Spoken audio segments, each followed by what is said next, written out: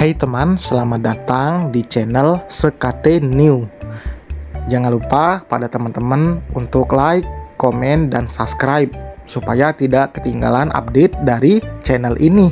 Mimin ucapkan terima kasih. Selamat menyaksikan. Bukan perempuan lemah, bab 60. Pagi hari sudah disuguhkan pemandangan yang membuat mata melotot saat berada di belakang rumah. Dava tidak sengaja melihat Kokom yang sedang menjemur pakaian. Wanita itu tidak memakai baju seksi, namun kecantikannya berhasil membuat Dava sulit untuk berpaling. Baru saat Kokom masuk kembali ke rumahnya, Dava tersadar. Ia benar-benar terpesona oleh wanita itu. Bahkan tanpa menatap atau bicara, wanita itu sukses membuat Dava tidak berkutik. Kenapa sebenarnya aku ini? Gerutu Dava. Ia juga baru selesai menjemur dan kembali masuk. Kenapa wajahmu merah begitu, Bang? Tanya Delisa yang sedang menyiapkan sarapan untuk mereka. Benarkah? Mungkin efek masker wajah yang abang pakai tadi malam, jawab Dava berbohong. Delisa terkekeh. Sejak kapan abang suka maskeran? Setidaknya agar kamu tidak malu membawa lelaki ini ke pesta, gurau Dava. Kalau wajah abang merah begini berarti tidak cocok, terang Delisa. Dava hanya manggut-manggut, lalu duduk dan menikmati sarapannya tanpa ada obrolan. Delisa yang baru saja mengingat jika ia ingin memberikan sarapan pada tetangga baru, langsung meminta sang suami yang sudah selesai makan untuk memberikannya pada Kokom. Kenapa tidak kamu saja yang memberikannya? Saud Dava. Aku belum selesai makan, Bang. Belum dandan juga. Setidaknya kita berikan ini setelah kemarin dia memberikan kue, tutur Delisa. Kamu tidak takut abang tergoda olehnya? Celetuk Dava yang sebenarnya bukan hanya gurauan semata. Tidaklah, Bang. Kokom itu terlihat seperti perempuan baik, tidak mungkin menggoda suami orang, balas Delisa. Dava mengedikkan bahunya, lalu mengambil kotak makan itu dan pergi ke rumah tetangga baru. Lelaki itu menunggu sang empunya rumah membuka pintu. Setelah tadi ia mengetuknya, terdengar derap langkah kaki dari dalam rumah. Pintu terbuka. Kokom tersenyum ramah pada Dava membuat lelaki itu terpesona. Pertama kalinya ia melihat senyum menawan wanita itu. Dava bahkan tidak berkedip. Mas, panggil Kokom sambil melambaikan tangannya di depan wajah Dava, membuat lelaki itu langsung tersadar dari keterpesonaannya. Maaf, Mbak, ucap Dava. Ada sesuatu di wajah saya, Mas? Tanya Kokom, karena Dava melihatnya terlalu berlebihan. Jemari lentiknya menyentuh wajahnya sendiri. Tidak, Mbak terlihat cantik, gumam Dava tanpa sadar. Mas bicara apa? Dahi Kokom mengerut karena melihat bibir Dava bergerak, tapi hanya mengeluarkan suara lirih yang tidak dapat terdengar olehnya. Dava gelagapan. Ia tidak menjawab dan memberikan kotak makanan pada Kokom, lalu segera kembali ke rumahnya. Tanpa disadari, mata-mata kompleks sedang mengawasi dan diam-diam membicarakan. Dasar kadal buntung, lihatnya bening sedikit langsung disosor, ujar Bu Lia. Iya, lihat tuh yang selalu dibanggakan si Lisa. Katanya suaminya setia, ternyata buaya, saud Bu Dewi, tanpa tahu jika Delisa sendiri yang meminta suaminya untuk memberikan makanan pada Kokom. Lihat saja nanti, pasti ada drama seru. Aku tidak sabar melihat si Dava beneran selingkuh sama Kokom, celetuk Reka dengan tawa jahat. Emang si Kokom mau sama laki-laki beristri? Secara dia itu kan cantik, pasti sudah punya pacar, timpal Bu Lia. Tidak ada kata libur bergosip bagi mereka. Harinya seperti tidak lengkap jika tidak membicarakan orang lain. Mereka pintar mencari kesalahan orang lain, tapi akan marah jika ada orang yang mengorek kesalahan mereka. Sudah biasa, orang-orang yang sudah tahu merasa malas jika ada hubungan dengan mereka, termasuk Delisa. Jika bukan karena terpaksa, mungkin ia lebih baik mengurung diri di rumah. dan tidak melakukan sosialisasi dengan yang lainnya. Delisa bahkan pernah meminta pada sang suami untuk pindah, setidaknya pindah ke blok yang lain, tapi Dava menolak karena merasa terlalu ribet, apalagi harus mencari lagi rumah yang dijual di sana. Mau tidak mau Delisa menerima. Toh ia juga hanya akan berada di rumah saat hari libur saja. Terkadang saat libur ia juga pergi jalan-jalan bersama Dava. "Aku lihat tadi pagi kau mendatangi rumah tetangga baru itu," tutur Fauzan, rekan kerja sekaligus tetangga Dava. Delisa memintaku untuk memberikan makanan padanya. Terang Dava. "Apa kau tidak meminta nomor ponselnya?" selidik Fauzan lalu menyesap kopinya. "Untuk apa?" "Aku kira kau sudah mengincarnya," tuding Fauzan. "Aku lelaki setia," saut Dava. Fauzan tertawa. "Setia kau bilang, terus bagaimana dengan Wulan?" cibirnya. Dava melayangkan tatapan tajam, membuat Fauzan pura-pura mengalihkan pandangan, lalu perlahan bangkit dan keluar dari ruangan Dava. Dava kembali fokus pada layar datar di depannya, tidak memperdulikan yang dibicarakan Fauzan. Saat jam makan siang, Fauzan kembali masuk ke ruangan Dava. Lelaki itu meminta bantuan Dava untuk mendapatkan nomor ponsel calon kembang komplek Kokom. Sudah menjadi rahasia umum jika ada warga baru yang berparas cantik, pasti akan menjadi incaran para lelaki, baik yang lajang maupun sudah beristri. Rumput tetangga lebih hijau. Seperti itulah mereka yang sudah memiliki pasangan, tapi masih mengincar wanita lain, tidak bersyukur dengan apa yang sudah dimiliki. "Kenapa tidak kau sendiri saja? Aku malas," tutur Dava. "Aku minta saja Lisa melakukannya," usul Fauzan. "Ya sudah, sana bicara langsung padanya. Aku tidak ingin nanti istriku jadi salah paham," balas Dava lalu menutup laptopnya. "Kau bicara seolah-olah kau lelaki setia saja. Dasar bajingan," gumam Fauzan. Dava yang baru saja berjalan dan menghentikan langkahnya.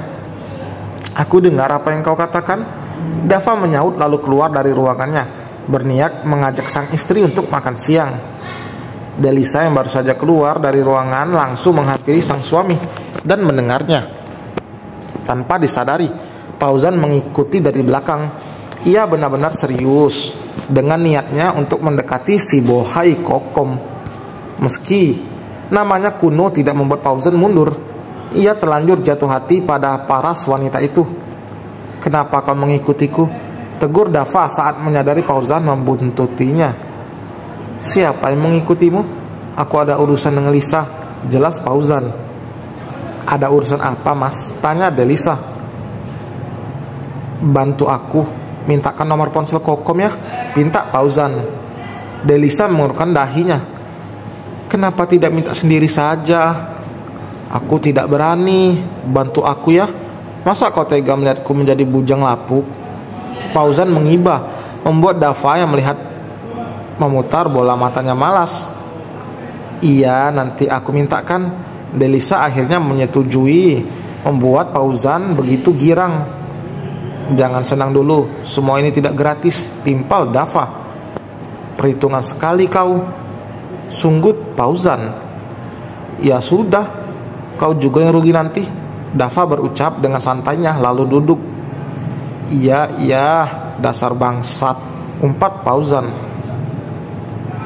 Melihat Delisa dan Dava baru saja pulang, dengan cepat Kokom mengambil kotak makan milik Delisa yang sudah dicuci olehnya untuk dikembalikan. "Mbak Delisa," panggil Kokom. Delisa yang baru saja melangkah langsung menoleh. Mbak Kokom, ada apa Mbak?" "Saya mau kembalikan ini Mbak," jawab Kokom menyodorkan kotak makan itu. "Aduh, padahal tidak usah buru-buru juga Mbak." "Terima kasih ya, makanannya enak. Kalau begitu saya Suara guntur dibarengi rintik hujan yang tiba-tiba mengguyur membuat Delisa sontak menarik tangan Kokom agar wanita itu tidak terkena hujan. Ia mengajak Kokom masuk karena hujan tambah deras. Delisa meninggalkan Kokom seorang diri di ruang tamu, sedangkan ia menuju dapur untuk membuatkan minuman. Dava yang keluar dari kamar dengan pakaian santainya terlonjak kaget melihat Kokom duduk di ruang keluarga. Wanita itu hanya melemparkan senyumnya pada sang tuan rumah. Merasa tidak enak karena tadi niatnya hanya mengembalikan wadah milik Delisa. "Ayo bang, kita ngobrol di sana bareng Mbak Kokom," ajak Delisa sambil membawa nampan dengan 3 cangkir teh. "Aduh, maaf ya saya jadi merepotkan," ucap Kokom dengan nada suara terdengar ragu. "Tidak merepotkan sama sekali. Sembari nunggu hujan reda sekalian kita bisa ngobrol," balas Delisa. "Padahal tidak apa, kalau saya pulang hujan-hujanan juga. Rumah saya kan di sebelah," ujar Kokom. "Tinggal saja dulu mbak. Oh iya, saya pamit sebentar ya untuk berganti pakaian." Delisa meninggalkan mereka berduaan. Lihatlah bagaimana canggungnya Dava, padahal Kokom terlihat biasa saja. Wanita itu meraih gelas berisi teh dan menyesapnya perlahan. Dava ikut menelan ludah saat melihat tenggorokan Kokom yang bergerak menelan air. Apapun yang dilakukan wanita itu selalu berhasil membuat Dava terpaku. "Mas, apa di sekitar sini ada bank yang paling dekat?" Kokom memecah keheningan. Ada mbak, kebetulan itu juga tempat kerja saya dan Delisa," terang Dava. "Kalau dari sini bisa pakai angkutan umum tidak mas?" tanyanya. "Pakai ojek atau taksi online aja mbak, agar lebih praktis." "Saya orang kampung jadi tidak tahu yang seperti itu," ungkapnya malu-malu, membuat semburat merah di pipi wanita itu terlihat dan sukses membuat Dava terpersona untuk kesekian kalinya. Bahkan jantung lelaki itu mulai berdebar saat matanya tidak sengaja beradu dengan mata bening wanita itu. Dava mengumpat dalam hati karena Delisa masih belum kembali. Ia sudah mulai tidak tenang dalam duduknya. Tidak ada godaan yang dilakukan Kokom, tapi pesonanya begitu kuat hingga Dava sulit menolaknya. "Mbak tinggal download aja aplikasinya di ponsel, jadi nanti tinggal pesan kendaraan dari situ," jelas Dava. "Ponsel saya jadul mas," kekenya. Kokom mengatakan jika dirinya hanyalah orang kampung yang tinggal di kaki gunung. Ia datang ke kota karena ingin mencari keberuntungan lain selain berkebun di kampungnya. Ia bahkan bisa menempati rumah di sebelah Dava atas rekomendasi keluarganya. Dari semua yang diceritakan oleh Kokom, Dava bisa menangkap jika wanita di hadapannya ini begitu polos. Entah setan dari mana yang merasuki Dava, hingga lelaki itu dengan beraninya meminta nomor ponsel Kokom dengan dalih jika wanita itu membutuhkan bantuan bisa langsung menghubungi Dava. Tanpa menaruh curiga apapun, Kokom memberikannya. "Aduh, maaf ya membuat Mbak Kokom menunggu lama. Tadi ibu saya menelpon," jelas Delisa yang berjalan mendekat. Dava menghela napas lega karena Delisa setelah ia menulis nomor Kokom. Tidak lama setelah itu Kokom pamit pulang karena hujan sudah reda. Dava mengelum senyum setelah mengirimkan pesan. Tidak lama pesan itu dibalas. "Terima kasih ya atas bantuannya. Rencananya saya mau beli ponsel baru mas, biar nanti kalau pesan ojek online saya tidak harus merepotkan mas Dava." "Aku bahkan berharap kau membuatku repot setiap hari," gumam Dava. "Kebetulan besok saya libur. Saya juga memang sudah berencana untuk pergi ke mall. Kalau tidak keberatan kita bisa pergi bersama." Dava tidak akan rela jika Fauzan yang mendapatkan Kokom. Dava harus satu langkah lebih maju dari temannya itu. Ia harus mencari cara agar besok Delisa tidak ada di rumah, agar rencananya untuk jalan-jalan bersama Kokom tidak gagal. Ia tidak bisa menolak pesona dan kepolosan Kokom. Kesetiaan yang selalu dibanggakan pada Fauzan hanya isapan jempol belaka. Dava tetap lelaki pencinta wanita yang tidak tahan godaan saat melihat yang lebih bening dari istrinya. Padahal mereka baru saja beberapa bulan menikah. Dan selesai teman, terima kasih telah mendengarkan. Iman akhirnya rontok melihat pesona dan kecantikan Kokom. Waduh, secantik apa sih Kokom? Atau ini memang laki-lakinya yang gatel? Tulis di kolom komentar ya. Mohon maaf juga teman kalau berisik. Oke, jangan lupa like dan juga subscribe. Sampai berjumpa di bab berikutnya. Bye.